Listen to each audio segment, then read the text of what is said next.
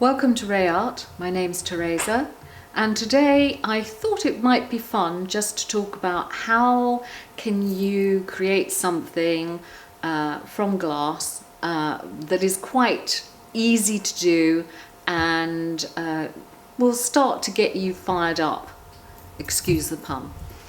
So if we have a look down here, flowers are always something that people like, and they can be quite easy to do.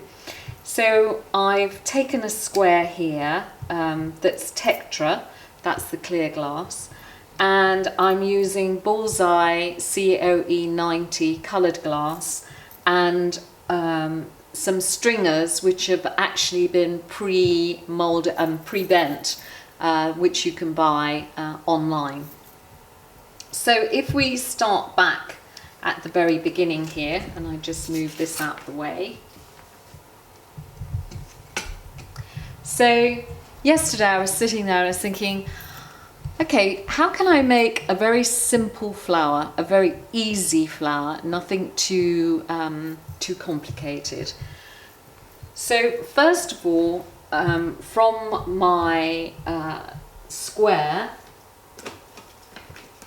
so let's say from my sheet of glass that I've purchased, the first thing I do is to cut some strips that are around about, they're just under an inch in width.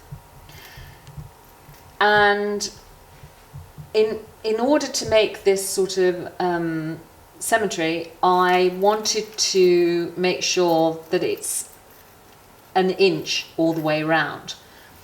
So taking your cutter, which I use a pistol cutter or pistol grip cutter, simply because I can get a firm grip. You've got your oil in the bottom in order to keep it lubricated, and either using a metal ruler, or I've actually got a Manu cutting board with my Manube triangle, set square, whatever you want to call it. And basically what I'm going to do is line up where I want my inch, cut, and just like a biscuit, snap. And I'll do that one more. So what you want, you'll know whether you've done it correctly or not because you get a nice sound when you're cutting glass. So, and snap. Then in order to make my petals, and I wanted something very easy, what I did was go from corner to corner to make a triangle. Now that's a bit hard to cut with, to snap like a biscuit. So I use some tile cutters, and basically just putting it on the line, I snap, and I've got my two parts. And again, I go through and cut, and then snap. So, not wishing to go through the whole process here, but basically what I would do is line up my petals. So let's say I wanted to have something a little bit more colourful. It's not exact because I was using, so something like that with a couple of blue ones in there to sort of give an effect.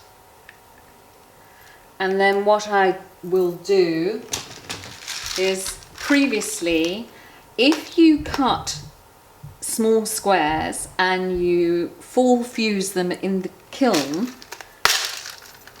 they will turn into little beads. So taking one of these, I'd use it for the center of the flower,